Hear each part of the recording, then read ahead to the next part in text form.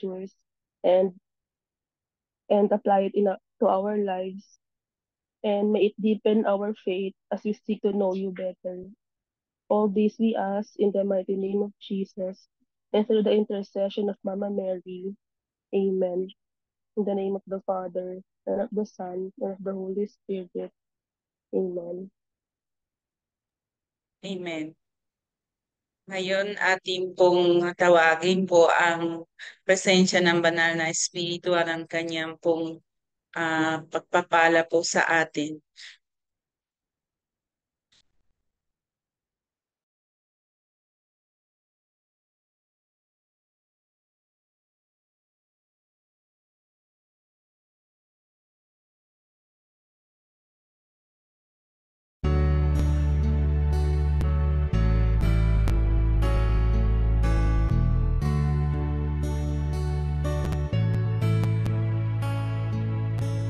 Halina, Espiritu Santo,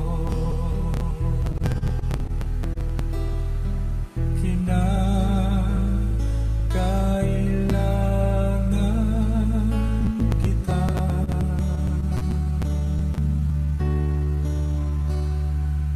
Sigla at lakas na mahina, pag-asa ka namin lahat.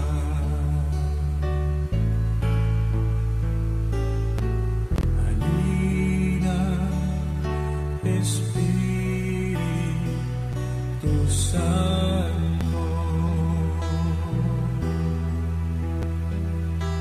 kinakailangan kita.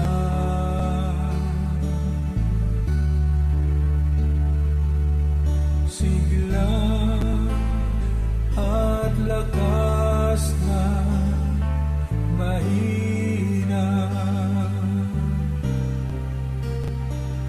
pag-asa ka namin lahat.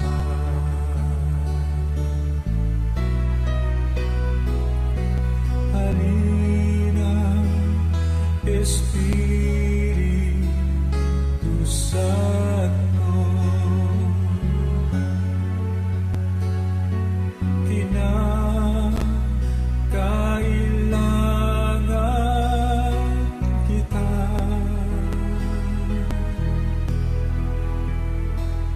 Sigla at lakas na mahina,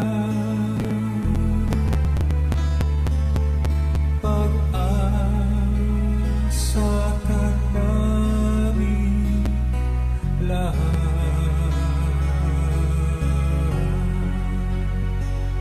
Pag-asa ka namin lahat.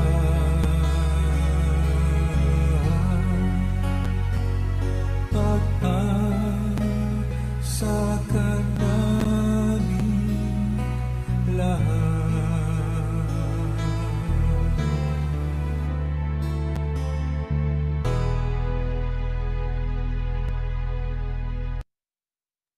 Umalig na po ang ating taga-recap. So, mauna po natin po yung ating pong summary. Ate Lani. Okay.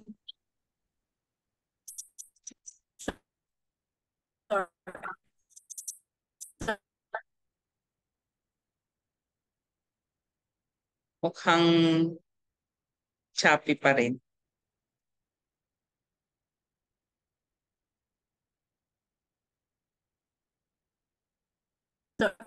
Sorry po. Sorry po sa intermittent connection.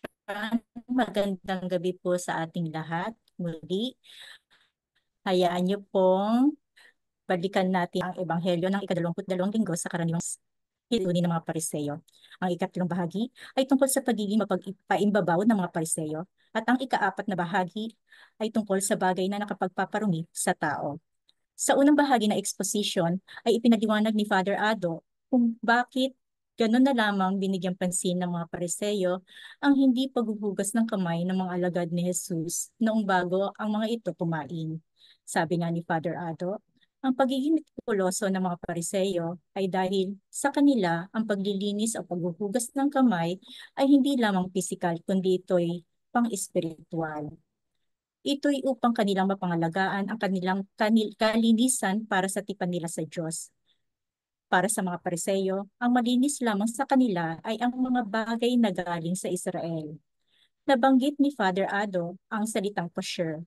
Ito ay salitang Hebreo na nagsasabi kung ano ang dapat at hindi dapat kainin at hindi lamang ito pagkain, kundi pati higaan at ibang mga bagay na hindi nila alam kung sino ang humawak o saan ito galing ay kailangang hugasan. Dahil ayaw marumihan ng mga Pariseo sapagkat pinangangalagaan nila ang kanilang kalinisan sa tipan nila sa Diyos. Sa ikalawang bahagi ng exposition ni Father Ado ay tungkol sa pagsambit ni Jesus sa mga Pariseo na mapagpaimbabaw o mapagkunwari. At sa salitang Grego o Ingles, ito ay hypocrite na galing sa dalawang salita, ang hypo at krisis. Ang hypo, yung sinabi nga ni Father Ado, ay under o nasa ilalim o nakatago. At ang krisis naman ay judgment. Nang ibig sabihin ay kailangan mong magsabi ng iyong pananaw. So ang hypocrite o hypocrisis, ibig sabihin ay mahirap gumawa ng judgment kung ano ang yung totoo sapagkat ito ay tinatago. Naging example po dito ni Father Ado ay yung mga artista sapagkat sa Griego ang hypocrite ay artist. Dahil ang mga artista kapag humaharap sa camera ay hindi nagpapakita ng tunay nilang pagkatao, kundi kung ano ang papel na kanilang ginagampanan sa pelikula man o sa teleserye. Ito ang sinabi ni Jesus sa mga Pariseo, mapagpaimbabaw. Hindi nila pinapakita ang kanilang totoong pagkatao at gusto nilang obligahin ang mga tao. Gusto nilang gawin silang modelo dahil tingin ng mga Pariseo sa sarili ay nagtiis sila para makamtan nila ang kanilang kalagayan. Kaya lahat ng tao ay kanilang pinabibigatan, tinutulak nilang sundin sila. Kaya nasabi ni Jesus ang propesiya ni Propeta Isaías na ang pananampalataya sa kanya ay paimbabaw lamang, sapagkat sa bibig at hindi sa puso ito nagmumula. Nakikita ng Diyos ang puso natin. Nakikita niya ang mga nabibigatan. Kung ang relasyon natin sa Diyos ay isang obligasyon lamang, o dili kaya'y para maipakita sa ibang tao na maganda ang ating image, mabibigatan tayong gawin ito. Mabilis tayong susuko at mahalin tulad tayo sa mga Pariseo na panlabas lamang ang pinapakita. Sa tuwing tayo ay umattend sa gawain sa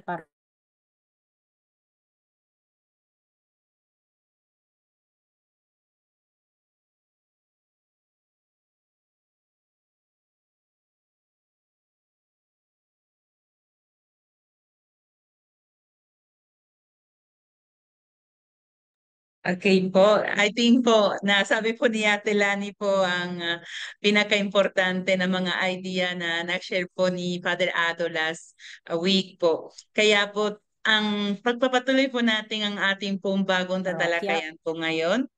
At O basahin po natin dito ngayon ang Ebanghelyo ayon kay San ating ministry. Marcos.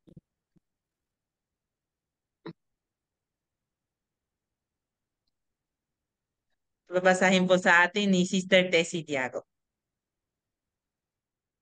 Ang mabuting balita ng Panginoon ayon kay San Marcos. Noong panahong iyon, pagbabalik ni Jesus mula sa lupain ng Tiro, dumaan siya sa Sidon at nagtuloy sa lawa ng Galilea. Matapos tahakin ang lupain ng Decapolis, dinala sa kanya ang isang lalaking bingi at utal at ipinamanhik nila na ipato sa taong ito ang kanyang kamay. Inilayo muna siya ni Jesus sa karamihan at isinuot ang kanyang mga daliri sa mga tainga nito. Pagkatapos, lumura at hinipo ang dila nito. Tumingala si Jesus sa langit at nagbuntong hininga at sinabi sa tao, ifata, ibig sabihin mabuksan, at nakarinig na ito. Nawala ang pagkautal at nakapagsalita na ng malinaw.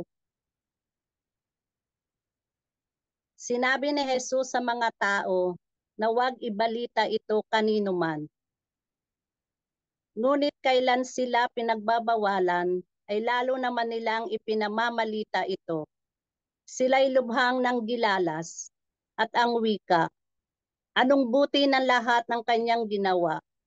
Nakaririnig na ang bingi at nakapagsasalita ang pipi.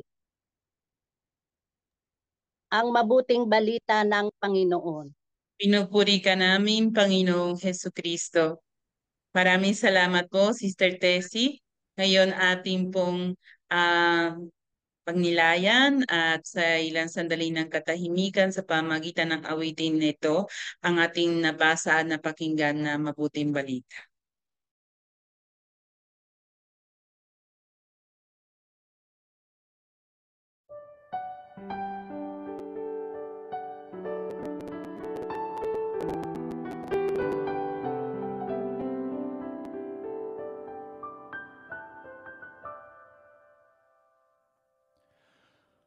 O Jesus, inumin mo aking sugat ng puso ng aking mahango. Kapwa kong kasing bigo,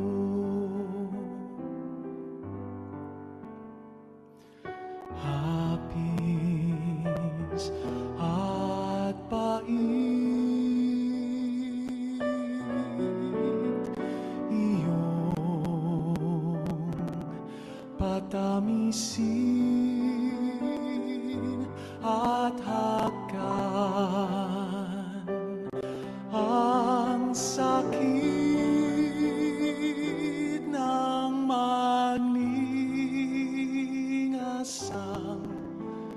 rikit. O Jesus, inumin mo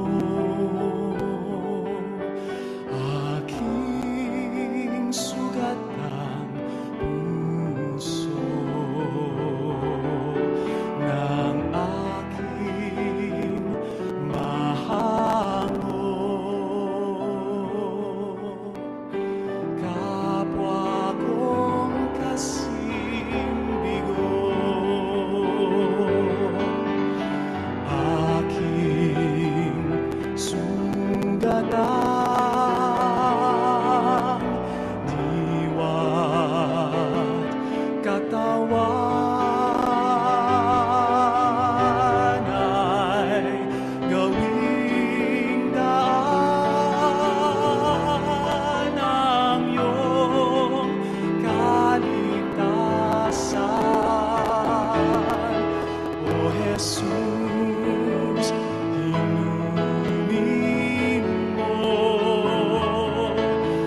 aking sugat ng puso ng aking mahango. Kapwa kong kasing bigo,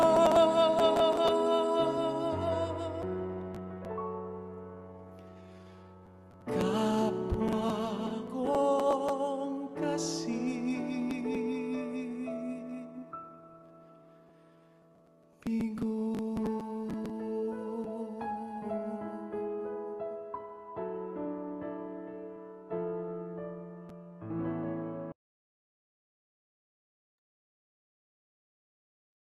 Ngayon ating mapakinggan ang ating dalawang shares mula po sa ating Bible Apostles ng iba't ibang mga parokya.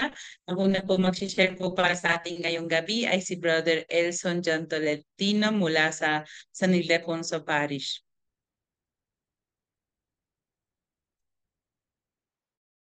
Ayan, so magandang gabi po sa inyong lahat. No? So sa ating mga tagapakinig sa FB, magandang gabi po. At dito po sa Zoom.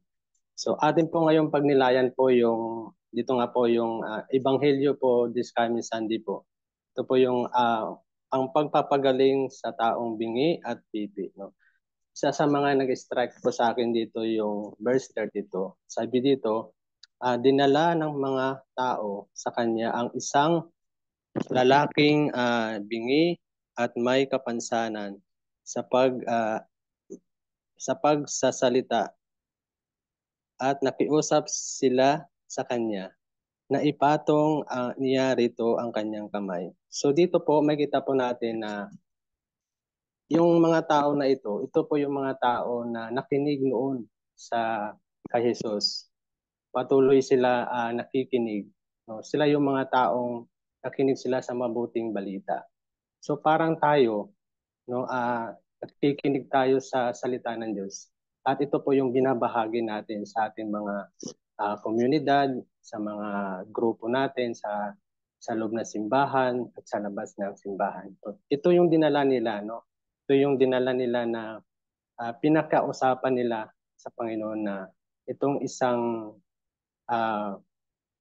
bingi at pipi na lalaki. At ito po yung kanilang habag, yung kanilang ang kanilang pagtulong doon sa tao na gumaling. Kasi nais din ng tao na ito na gumaling. No? Minsan, no, sa atin din, naka-encounter din tayo ng mga taong nagbibingi-bingihan, no? Minsan pipi din, no? Kahit na nakapagsalita, pero minsan tahimik, pero may iba pong balak. So, minsan mga tao din na kahit na ano po ang magbahagi ka ng salita lalo sa mga liblib na lugar, sa mga eskineta, sa mga squatter area, pero minsan i-snub ka lang, no? Parang hindi nila mas hindi nila halaga sa kanila yung salita ng Diyos. Pero may mga tao na kahit sila ay salat, kahit sila ay mahirap, makasalanan, pero may mga tao na handa makinig. Ito yung mga tao na, kumbaga, binibigay nila ng pagkakataon yung kanilang sarili na pakinggan ang salita ng Diyos. So dito rin, may kita rin po natin yung ginawa ni Jesus sa tao na ito. Nung siya nagumaling na po siya, nakapagsalita na po siya ng maayos at nakarinig na siya. Ito po yung ginawa niya na isang hindi makakalimutan ng tao na to. Kumbaga ito yung tumatak sa kanyang isipan. So, yun lang po yung aking pong sharing ngayon sa gabi nito. Thank you po.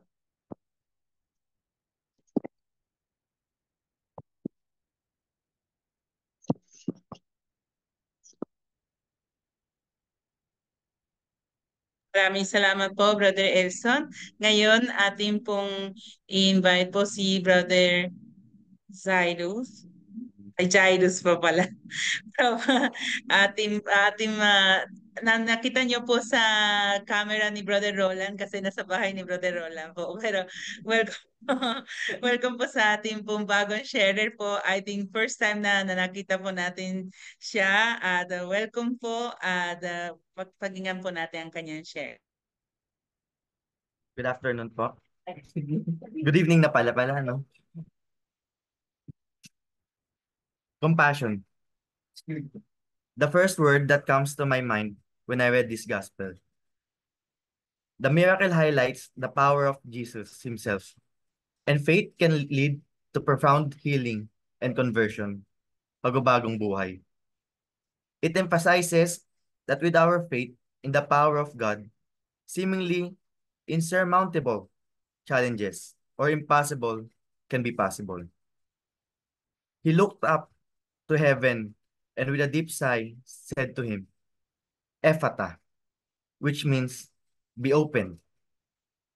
Maraming pwedeng pumasok sa phrase na be opened. Isa na dito ang pagiging open natin kay Jesus at pagtanggap sa Kanya, lalo na nalalapit na naman ang panahon ng Adbyento. Be opened to welcome His gifts and its healing to ourselves. With just the touch of His hand, Jesus cures a man of his deafness and speech impediment and gives him a whole new life. This groan or sigh of Jesus isn't a groan of annoyance, fatigue, or frustration. With this groan, Jesus is embodying the pained, mute cries of this deaf man with his with his spirit. Jesus is groaning the cries of this poor, afflicted man. This passage is in fact a small picture of how on the cross, Jesus embodied all our pain, sufferings, sin, and sickness. The groan in this passage is just a foreshadow of that heart-rending groan Jesus hoarsely barked from the cross as he cried out in solidarity with all human suffering, sin, and sickness. The story reminds us of how much Christ can have a great impact on our lives. Jesus uses a personal and compassionate approach, engaging with the man directly with his specific needs. This demonstrates Jesus' deep empathy and willingness to connect with individuals on his service way. Diyos na ang nagpakumbaba at naglingkod sa tao upang tayo ay hindi na maligaw muli sa maling landas. We may not even realize the tiny blessings that He sends us each day or the little miracles that He works in our lives. Nagkakaroon man tayo ng maraming problema sa buhay, just like the man who was deaf and could hardly talk. But be still and be opened, for nothing is impossible to Him. This miracle reveals Jesus' mission to bring healing and restoration, not physically, but spiritually and emotionally. It reinforces the idea that Jesus' acts was about healing the whole person, not just their immediate needs.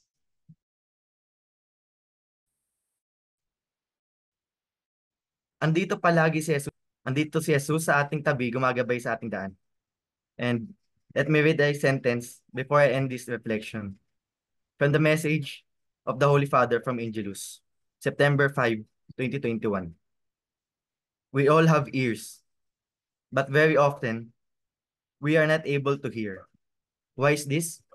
Brothers and sisters, there is an interior deafness that we can ask Jesus to touch and heal today. It is interior deafness, which is worse than physical deafness, because it is the deafness of the heart, taken up with haste by so many things, to say and do.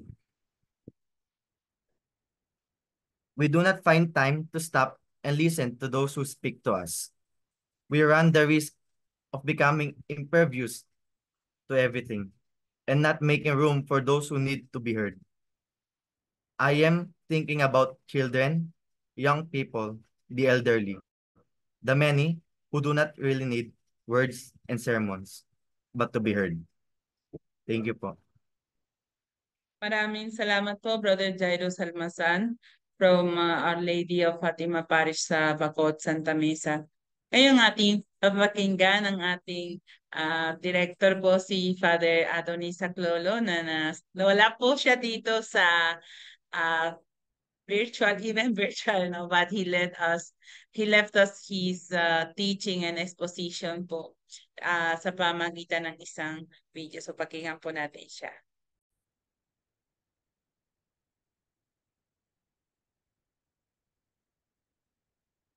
Magandang gabi sa inyong lahat, mga minamahal na Bible Apostles, Bible Coordinators, yung mga kapatid nating nakikiisa sa ating Biblical Spirituality Weekly, no, para sa gabing ito. At ngayon po ay ating pinagninilayan ang Ebanghelyo para sa darating na linggo sa 23rd Sunday in Ordinary Time. At ito po ay mula sa Ebanghelyo ni San Marcos, chapter 7, verses 31 to 37. At dito makikita natin na si Jesucristo ay dumako doon sa lugar ng Tiro at dumaan siya sa Sidon bago siya nagpatuloy pabalik sa Galilea, no? Doon sa Sea of Galilee. At siya ay dumaan sa isang lupain na tinatawag na Decapolis. No? At mahalaga ito.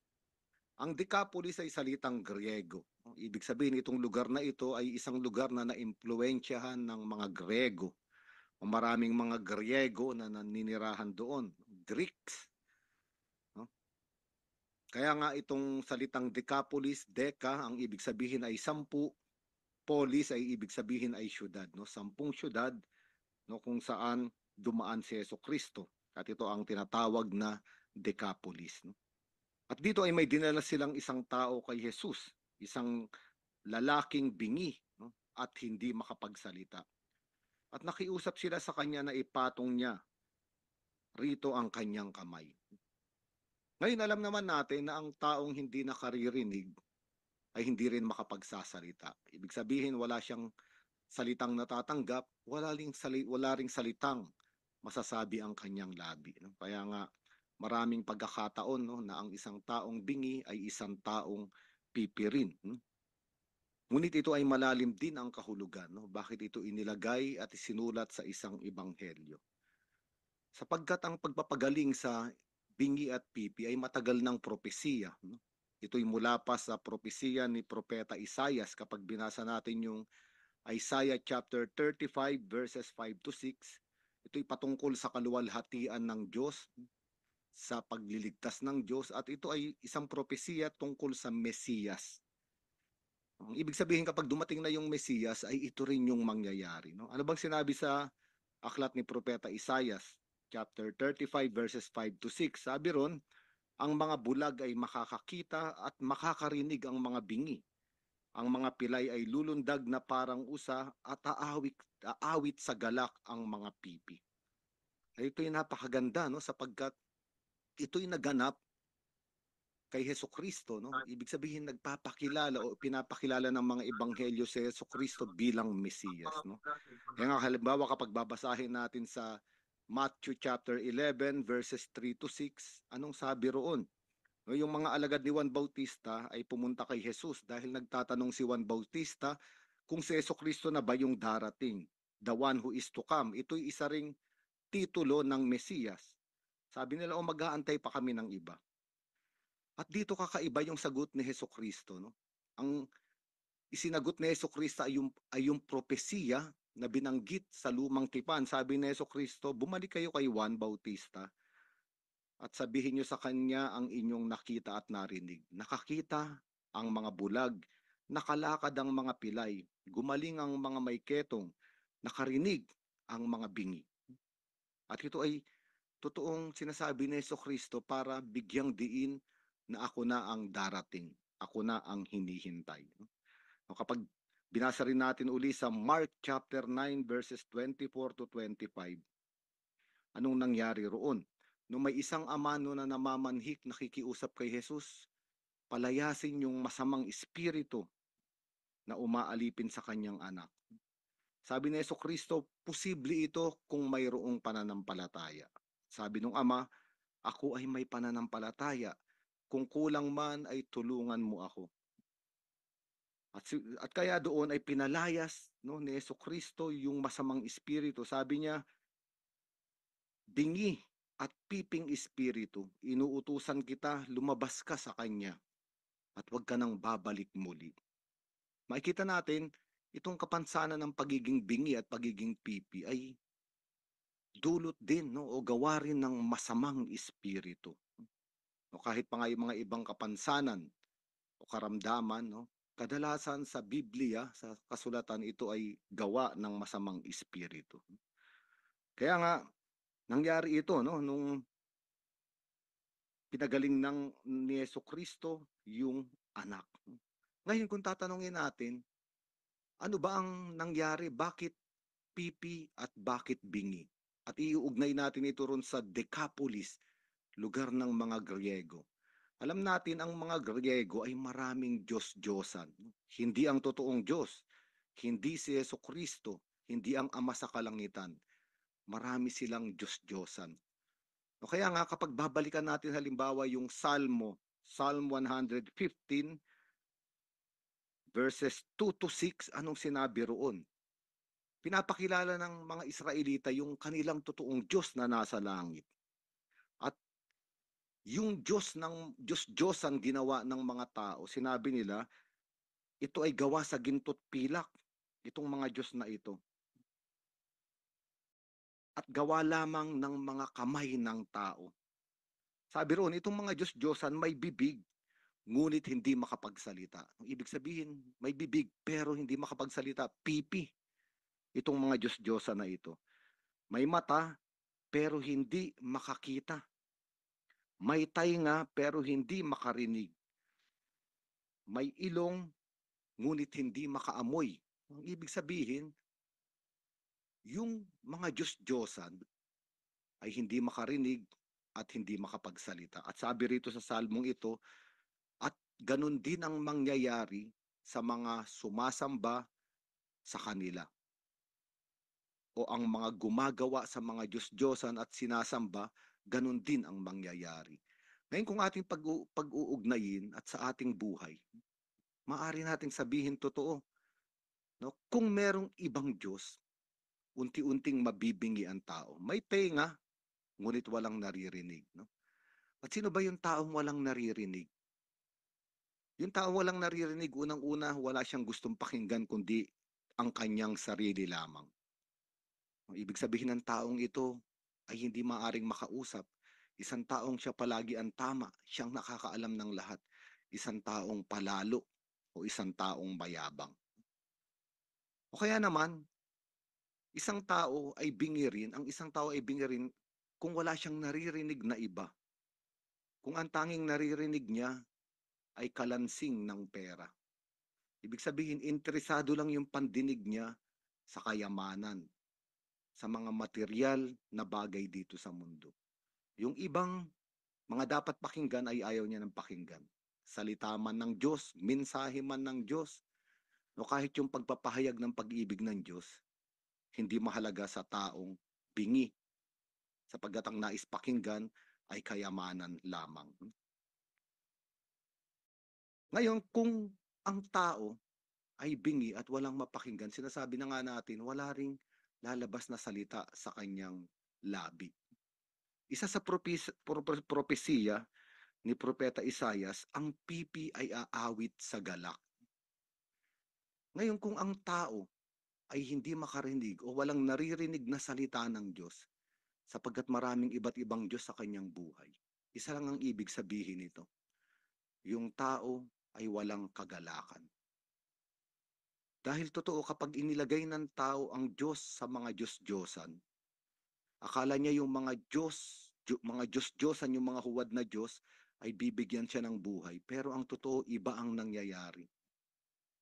Yung mga Diyos-Diyosan ay kukunin ang buhay ng tao. No, maraming halimbawa rito. No?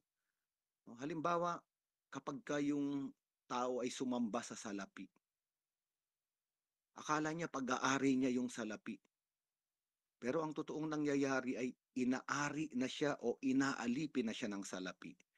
Yung salapi na ang magsasabi kung kailan siya liligaya o kung kailan siya malulungkot, kung kailan siya magkakaroon ng kapayapaan o kung kailan siya matatakot. No, kapag sinabi ng salapi, nauubos na ako, mag-alala ka na. At sumusunod naman yung tao. No, kaya minsan akala natin yung mga bagay sa mundong ito, we possess them, pero kabaligtaran ang nangyayari. They possessed us. No, meron pang isang nangyari at ito ay totoong nangyari sa totoong buhay. May isang ama na naalipin masyado nung kanyang magarang sasakyan. No, palagi niyang inaalagaan, palagi niyang pinupunasan, binibilihan ng iba't ibang dekorasyon, walang makagamit na iba, walang makalapit, walang makahawak. At may isa siyang anak, no, paslit na batang lalaki na toddler, maliit pa lang. Ibig sabihin, hindi pa nakapag-iisip, wala pa sa tamang rason yung bata.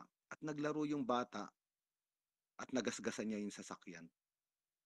At dahil yung ama ay alipin nung magarang sasakyan, no, sinaktan niya yung kanyang anak. Hindi niya naunawaan na bata yung kanyang anak hanggang totoo nanganib yung buhay ng bata. Anong ibig sabihin? Parang sinabi nung sasakyan sa ama, sinaktan ako, ginasgasan ako ng anak mo, ipaghiganti mo ko. At yung ama dahil alipin, wala siyang naririnig na iba, hindi niya naririnig yung rason na bata yan at anak mo yan. Mas mahalaga yung anak mo kaysa sa sasakyan. Hindi niya narinig iyon. Ang narinig niya lang ay yung utos nung umaalipin sa kanya, kaya nasaktan niya yung bata. At ito rin ang sitwasyon, no, ng maraming tao sa mundo. Kaya nga napakaganda na itong ebanghelyo dahil merong mga taong nagdala dito sa taong bingi at pipi.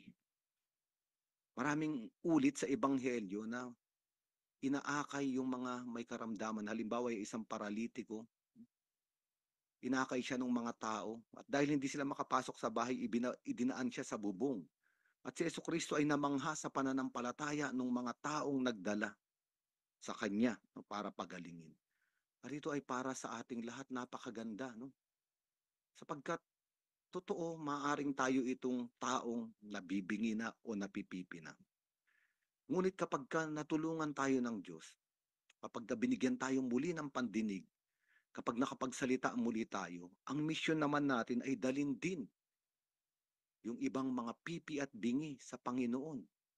At ito yung pag-uusapan natin. Ito yung gawain ng simbahan, ng Bible Apostolate, ng evangelization, ng mga catechesis na binibigay natin. No, dahil may karanasan tayo sa kapangyarihan ng Panginoon. No? Ngayon, ano yung sumunod na nangyari? Kapag binasa natin, ang ginawa ni Jesucristo, inilayo muna ni Jesus sa karamihan ng lalaki. At mahalaga ito. Kailangang kasarilinan ni Jesucristo yung lalaki. Ilayo doon sa maraming tao.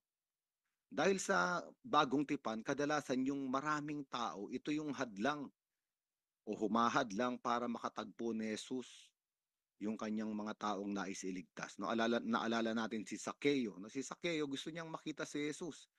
Pero hadlang yung maraming tao. Hindi niya malapitan, hindi niya makita si Jesus. Kaya kailangan niya pang pumanik sa sikomoro. No? Minsan kapag binabanggit itong maraming tao yung crowd, no, makikita natin ito yung mga tao na nadadala lang nung tinatawag na mass hysteria. No? Kung anong sinasabi nung isa, papaniwalaan agad at agad-agad silang susunod, no, na isang pulutong. No, ito yung nangyari, no, yung maraming tao na impluwensyahan ng sinasabi ng mga punong reliyoso ay sumigaw din, no, ipako sa krus si Jesucristo. No, kaya nga kailangan minsan ilayo tayo ng Diyos. At ito yung ginawa ni Jesucristo sa lalaking ito, inilayo para makasarilinan, no, sa marami. No? Inilayo sa ingay ng mundo. Inilayo doon sa mga ibang tao na kung ano-ano ang sinasabi. Kaya nga ang taong ito ay bingi na sa salita ng Diyos. No? Kaya nga minsan maganda, no, kapag tayo ay binibigyan ng Diyos ng pagkakataon na makasarilinan kapag nananalangin tayo sa Blessed Sacrament. O kaya kapag nagle-lectio divina tayo, mag-isa, no, nakikinig tayo sa salita ng Diyos. O kaya sa ating Biblical Spirituality Weekly, sa ating mga monthly formation, o sa ating mga gawain sa komunidad sa simbahan, nahihiwalay tayo sa ingay ng mundo, dito sa crowd. At kinakausap tayo ng Panginoon, sarilinan. At anong ginawa ni Jesucristo? Isinuot ang kanyang mga daliri sa mga tainga ng tao, lumura siya at ipinahid ang laway sa dila ng pipi. Napakalalim ng sinasabi rito. No? Yung daliri ay simbolo ng Espiritu Santo. No? Ilang ulit itong sinabi sa mabuting balita. Pero kapag pagninilayan pa natin, ang daliri ay ang ginagamit kapag masyadong detalyado yung disenyo ng sining. No? Kasi kapag gagawa ka lang ng mga bagay, no, ang ginagawa lang natin ay, ang ginagamit natin yung kamay. naglalaba, nagluluto, gumagawa sa bahay, naglilinis. Pero kapag may gagawin kang detalyado, sining yung pinag-isipan, kailangan ng daliri. Kailangan ng daliri. Halimbawa, yung mga umuukit, no, ng mga eskultor, no, ang gamit nila ay daliri. Yung mga nagpipinta, ang gamit nila ay daliri. Hindi pwedeng kamay. Kaya nga ang daliri ay naisipakita yung detalyadong disenyo ng Diyos sa buhay natin. Ineffable art ang sabi, yung sining na napakaganda, kakaiba. Ang ginagamit dito ay daliri. At ito yung ginawa ni Jesucristo, yung daliri ng Diyos ay inilagay sa kanyang tainga. Ang ibig sabihin, nais buksan yung ating tainga. Tayong lahat na nabibingi na dahil maraming Diyos-Diyosa na pinapakinggan. Yung mga sinasabi ng mundo, interpretasyon ng mundo ang pinapakinggan. Gustong alisin ng Panginoon yun sapagkat ayun yung nagwawasak sa atin. Kaya hindi natin nauunawaan no ang ginagawa ng Diyos sa ating buhay. No, kaya nga palagi tayong malungkot, palaging nagrereklamo, palaging naawa sa sarili, naghahanap ng sisisihin. Dahil hindi natin makita na maganda ang ating buhay. Likha ng daliri ng Diyos. Kaya nga kailangan buksan ang ating mga pandinig ng daliri ng Diyos at sabihin, lumikha na ako ng napakagandang disenyo sa kasaysayan mo. Maganda dahil espesyal ka. At yung laway, ang laway ito yung likido na nasa loob ng bibig ng tao para makapagsalita ang tao. Kapag walang laway, mahirap makapagsalita ang tao, magkakasakit. Kaya nga yung laway ni Jesucristo ay simbolo ng salita at ito ay salita ng Diyos. Kung maalala natin sa John chapter 9, ganito rin ang ginawa ni Jesucristo. Yung bulag na lalaki, pinanganak na bulag, ang ginawa ni Jesucristo ay lumura siya at yung lura, yung laway ay hinalo sa lupa at inilagay sa mata ng lalaki. Sinabi, maghugas ka sa batis ng Siloam. Yung salita ay hinalo sa lupa, yung salita ng Diyos ay hinalo sa lupa, ibig sabihin yung tao, si Adan na nanggaling sa lupa. Kailangan ng tao sa ating makalupang kalagayan ng salita ng Diyos para magkaroon ng kaliwanagan. Yung bulag ay nakakita at dito naman yung pipi ay nakapagsalita. Ang ibig sabihin, kailangan natin ng salita ng Diyos upang marinig unang-una yung napakalalim na sining ng pag-ibig niya sa atin, na dinisenyo niya, inukit sa ating buhay. At kapag nakita na natin ito, ang ating mga bibig ay makapagsasalita, yung ating mga labi, yung ating mga dila ay makapagpupuri, makapagpapasalamat. Ang isang taong nagpapasalamat ay ang isang taong pinakamasaya, no? At ito ang gustong gawin sa atin ng Panginoon. Buksan ang ating mga pandinig at magsalita ang ating mga labi. At pagkatapos nito, hindi pa huminto si Jesucristo, tumingala siya sa langit. Ang ibig sabihin, yung mangyayari sa taong ito ay galing sa kalangitan. Sapagkat ang taong inalipin ng iba't ibang Diyos-Diyosan ay taong nakatingin lamang dito sa lupa. Palaging nakayuko. Yung taong nakatingin lamang sa lupa ay palaging nakayuko. At yung taong palaging nakayuko at nakatingin lamang sa daigdig at walang langit sa kanyang buhay, pwede nating sabihin na dito pa lang sa mundo ay pwede nang maging impyerno ang buhay ng tao kapag walang kalangitan. Kapag walang interpretasyon ng langit, mga salita ng Diyos mula sa langit na darating sa tao, wala siyang kaliwanagan. Kaya nga, lahat ng pangyayari sa kanyang buhay ay parang nagkataon lang. Sumpa, kamalasan. No, kaya sinasabi ni Jesucristo, ang lahat ng ito ay galing sa langit. Kapangyarihan ng langit kapag nakarinig tayo at kapag nakapagsalita tayo. At nagbuntong hininga si Jesucristo. Itong salitang nagbuntong hininga, ito ay palaging inilalarawan sa mga ebanghelyo kapag ka si Jesucristo ay malalim yung nararamdaman para sa taong nasa harapan niya. Ang ibig sabihin, yung buong kaibuturan ni Jesucristo ay bumabaligtad dahil hindi siya mapakali, siya ay nagdurusa rin dahil nagdurusa yung taong nasa harapan niya. Ito yung nangyari sa John chapter 11, di ba? Nung si Lazarus ay namatay, no? Sabi roon si Jesucristo ay napabuntong hininga ng malalim nung kinuha ng kamatayan yung kanyang kaibigan. Kaya niya muling binuhay. No? Kaya nga, ayaw ng Panginoon na tayo ay mabuhay sa mundong ito na walang naririnig at hindi nakakapagsalita. Maaring pisikal, hindi tayo bingi. Maaring pisikal, hindi tayo pipi. No? Pero maaring bingi tayo sa espiritual, pipi tayo sa espiritual. Kaya tayo nahihirapan at nagdurusa. Kaya nga nung kinatagpo ni Jesucristo ang taong ito, one-on-one, intimate, no? Naramdaman niya yung kalagayan ng tao. Kaya niya pinagaling. At ang huling sinabi niya, ephata. Ang ibig sabihin, mabuksan. Ephata, mabuksan. At napakaganda nitong salitang ito, ito'y salitang Aramaiko. Ang ibig sabihin, yung mga saradong pandinig, yung saradong bibig ay mabuksan. Mabuksan, no?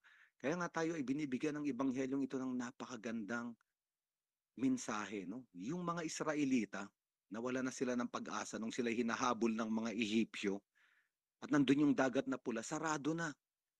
Wala na kaming pupuntahan, dead end. Wala nang pag-asa. Binuksan ng Panginoon ng dagat. At maaaring ito rin yung sinasabi sa atin ng Panginoon. No, minsan wala na tayong makita dahil wala tayong maunawaan, wala tayong marinig. Wala na tayong makitang lalabasan sa buhay na ito. Para bang bawat sulok ay may problema at hindi na tayo makawala. Ngayon, sinasabi ng Panginoon, mabuksan. Mabuksan. Ibig sabihin ng mabuksan, buksan itong kulungan na kinalalagyan natin. Yung taong hindi makarinig, yung taong hindi makapagsalita ay makalabas sa kulungan. No? At alam niyo ba kung kailan nangyari ito? Nung si Jesucristo ay winasak yung kamatayan. Kaya pagpunta ng mga babae sa libingan ni Jesus, bukas na yung libingan. Mabuksan, no? Ayaw tayo ng Diyos na mabuhay na para bang mga patay. Pisikal na buhay, pero patay, no? At ngayon, itong huling mga bahagi na itong ebanghelyong ito, sinabi ni Jesucristo, huwag niyong ipapamalita ito. Ngunit kahit pinagbawalan niya yung mga tao, pinamalita pa rin. Humahanga sila. Sinabi nila napakahusay ng lahat ng kanyang ginagawa. Binibigyan niya ng pandinig ang mga bingi at pinapagsalita ang mga pipi. At itong mga taong ito, ang problema ay gustong-gusto nila yung kanilang nakita at nasaksihang himala. Pero sa ebanghelyo ni San Juan, ang mga himala ay palatandaan lang, sign, no, na itinuturo ng himala na ang gumawa ng himala ay ang Diyos. At itong mga taong ito ay ganun din. Gusto nila ng himala, na entertain sila, may pag-uusapan sila. Pero hindi nila nabigyan diin na ang himalang ito ay propesiya ng pagdating ng Mesiyas, ng anak ng Diyos. Ang ibig sabihin, bulag sila, bingi sila, pipi sila, nagsasalita sila, pero iba yung salita o yung kahulugan ng salitang sinasabi nila. Hindi nila naunawaan na nasa harapan nila ay ang Diyos. No? Kaya nga, ngayong araw na ito tayo inaanyayahan ng Diyos, yung salitang ephata, kung alam ninyo mga minamahal na kapatid, ito ay ginagamit sa binyag noong araw. No? Kapag bininyagan yung bata, isa ito sa rito, no? Nilalagyan, no? Pinalagay ng pari yung kanyang daliri sa tenga at sa bibig nung sanggol at sinasabing ephata, mabuksan. No? Sapagkat ang binyag, no? Ito'y simbolo rin ng pagbubukas ng buhay o kaharian ng Diyos doon sa tao. Pinalaya sa orihinal na kasalanan, nung nabinyagan, nabuksan yung bagong buhay at siya ay pupasok sa buhay ng Diyos, sa buhay ng simbahan. Maganda ito. Pangalawa, ang binyag ay tanda, no, o selyo kapag may pananampalataya na ang tao. At ito ay kahanga-hanga kapag binasa natin yung sulat ni San Pablo sa mga taga-Roma, chapter 10, verse 17. Sabi ron ni San Pablo, ang pananampalataya ay nanggagaling sa pakikinig. So ito ang huling salita para sa ebanghelyo na ito na magbibigay liwanag sa ating pagkaunawa. Ang hindi makarinig ay walang pananampalataya. At ang walang pananampalataya ay isang taong wasak, isang taong malungkot, at isang taong nagdurusa. Kaya nga gusto tayo ngayong tulungan ni Jesucristo, buksan ang ating pandinig upang magkaroon tayo ng pananampalataya. At ang pananampalataya ay nagdadala sa atin sa kagalakan, mga labi at di lang umaawit ng pagpupuri sa Diyos sapagkat ang isang taong may pananampalataya, no, nakikita niya na ang kanyang buhay ay mabuti. Sa gitna ng dinadaan ng problema, mga krus, mga pagsubok, no, naniniwala ang taong may pananampalataya na merong Diyos, merong Ama na napakabuti sa kalangitan na nakakaalam kung ano yung mangyayari sa ating buhay. Ang isang taong may pananampalataya ay bukas ang pandinig. Palaging nakahandang makinig sa salita ng Diyos, sa pakikipag-usap ng Diyos. Sa bawat sitwasyon ng kanyang buhay, ang mga sitwasyon na ito ay salita ng Diyos at pinapakinggan niya ito. At sinasabi niya, anong ibig sabihin sa akin ng Diyos? O ano ang sinasabi sa akin ng Diyos sa pangyayaring ito? At palagi siyang tumatanggap ng sagot. O kaya nga, nakakapagsalita ang tao sa gitna ng mga sitwasyon sa kanyang buhay. Yung taong walang pananampalataya, kapag dumarating na yung mga mabibigat, hilahil, problema, pagsubok sa buhay, kapag walang pananampalataya, napipipi ang tao. Hindi makapagsalita, parang na-shock, natulala, dahil hindi niya maunawaan kung ano yung nangyayari. Ang salita ng Diyos ay pangyayari. Event, no? Sa aklat ng Genesis, noong nilikha ng Diyos ang sanlibutan ng mga bagay sa sanlibutan, nagsalita siya. At bawat salita niya ay nangyayari. Kaya nga bawat pangyayari sa ating buhay ay salita ng Diyos. At kapag bukas ang ating pandinig dahil may pananampalataya, makakapagsalita pa rin tayo at magpupuri sa Diyos. Anuman ang ating dinadaanan. Sapagkat naniniwala tayo na mabuti ang Panginoon. Ngayon po tayo ay dadako na sa pagtataas ng ating mga panalangin.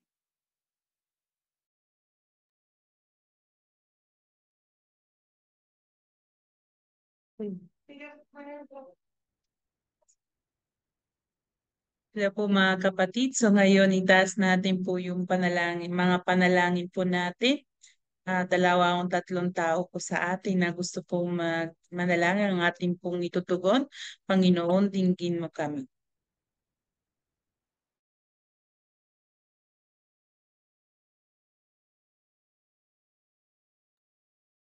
Panginoon, nawa buksan niyo po ang aming mga mata para mas makita po namin ang mga bagay na mahalaga. Manalangin tayo sa Panginoon.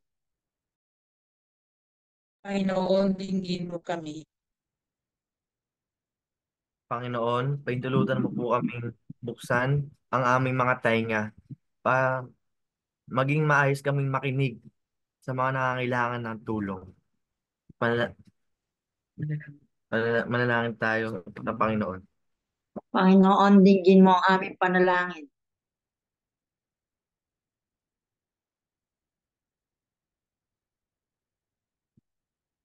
Panginoon, pinupuri at pinasasalamatan ka namin sa lahat ng biyaya mo sa amin. Itinataas po namin sa iyo ang lahat ng members ng Bible Apostolate.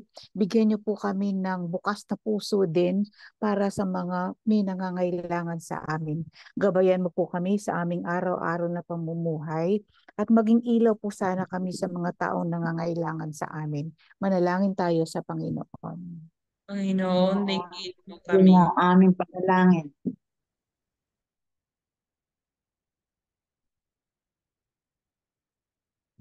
Ang lahat ng ito, Ama, ang lahat ng mga tinatago po namin sa aming mga puso, nawa Panginoon ang iyong papakinggan.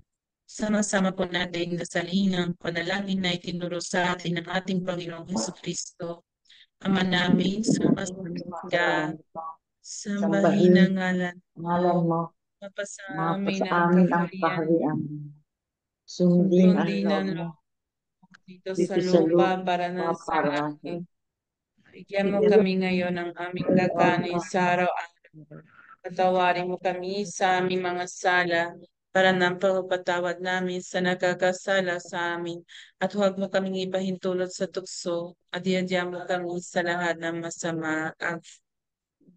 So ngayon, ating pakinggan ang mga announcements po mula sa ating Secretary si Tere Maite. Magandang gabi po sa inyong lahat. So, una po, nais ko po magpasalamat po doon sa mga taong nag-register po para makasama po namin sa ECBA General Assembly sa October 12. So, nakuha ko na po yung mga pangalan nyo. Ipapasa na po namin bilang mga official delegates po sa General Assembly. Pangalawa po, pinapaalala ko po ang registration po para sa ating ARCAM MBA Annual Planning sa September 13 to 15. Nagaganapin po sa St. Michael Retreat House. So, ang deadline po ng registration ay hanggang ngayong Friday po, sister? Tama po? Hanggang ngayong Friday po. So, sino po ba yung mga pwede pong umattend para po sa ating planning? So, noong una po, mga coordinators po yung una po naming inimbitahan. Pero ngayon po, kung meron po mga parokya ang nais pong magdala ng mga miyembro, maaari na po kayong makasama at mag-register na rin po. So meron po tayo registration fee na 1,200 po. Ayun. So, para po sa mga nagtatanong, Sister, anong oras daw po magsisimula yung ating event? So, ang registration po ay magsisimula ng 5:30 po ng hapon sa September 13. So, ito po ay sa araw po ng Biyernes. So, ito po ay abot po hanggang sa lunch po ng September 15 ng linggo. Okay po.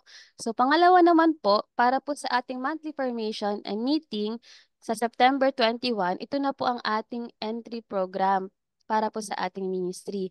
So, good news po, meron na po tayong venue. So, salamat po sa Diyos. Ito po ay gaganapin po sa Clubhouse of Celadon Residences. Katabi po siya ng SM San Lazaro sa Manila. So, ito po ay buong araw, simula po ng alas 8 ng umaga hanggang alas 6 po ng gabi. So, para po sa mga nagtatanong, bakit po ang haba? Gawa po ng ito pong ating programa ay para po sa mga dati na pong miyembro ng Biblical Apostolate na kailangan po ng refresher. Tapos para din po doon sa mga inimbitahan po ng ating mga parish priest na inappoint po. Tapos pakiramdam po nila, ah, kaya ko ba? Kaya ko bang maging coordinator ng ng aming parokya? So ito po ang makakatulong para po masuportahan at matugunan po yung pangangailangan natin para madagdagan po ang ating kakayahan para po makapagturo rin po sa iba. So ayun po. At para din po sa mga possible po na gustong maging miyembro po ng Biblical Apostolate Ministry. So ito po ay para sa lahat. Kung isa-summarize mo natin, para po sa lahat na interesado na mas matuto po at na magustong matuto po sa salita ng Diyos. So ayun lang po, sister, baka may nakalimutan po ako. Ay, wala naman po, Tere. Si Tere po ay gagawa po din ng Google Form po para sa ating event ng September 21.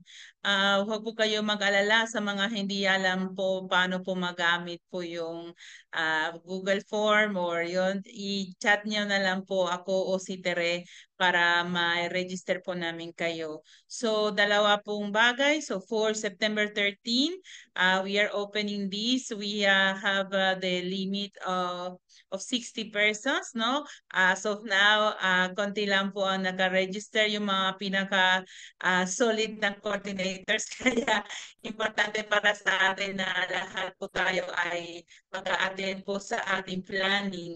At ganoon din po sa ating entry program, no? Ulitin po natin sa Celadon Residences sa may katabi ng SM San Lazaro sa Clubhouse po. Kailangan po namin na malaman ang mga pangalan ng mga atin kasi kailangan namin ibigay po sa guardhouse dahil po ito po ay papasok lamang po yung mga nakalista sa guest list po.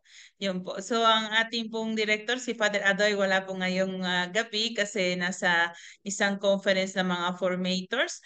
Pero ipanalangin po natin sila. Nawa po sila ay sa maayos na kalagayan. Nasa ibang bansa po ulit siya, kaya po hindi po siya magkakasama po ngayon. Pero maraming salamat po sa lahat ng mga nakasama sa Facebook. Hindi ko po babanggitin lahat. At ganun din po sa ating bagong kasama, si Sister Annie Punsalan, si Sister Beth from San Pablo Parish, at yung iba pa po na hindi ko po nabanggit. Pero maraming salamat po sa lahat ng mga naging bahagi sa ngayong gabi. So hanggang sa susunod na Martes po mga kapatid, nawa po tayo pong lahat ay manamnamin po yung kagandahan na salita ng Diyos na napakinggan po natin ang exposition ng ating director si Father Ato. So yun lamang po for this evening. Wala po mapapabless po sa atin pero syempre nasa atin po yung pagpapala ng Panginoon. Tayo po lahat, may the Almighty Lord bless us. In the name of the Father, the Son, and the Holy Spirit. Amen. Good evening po. God bless you po.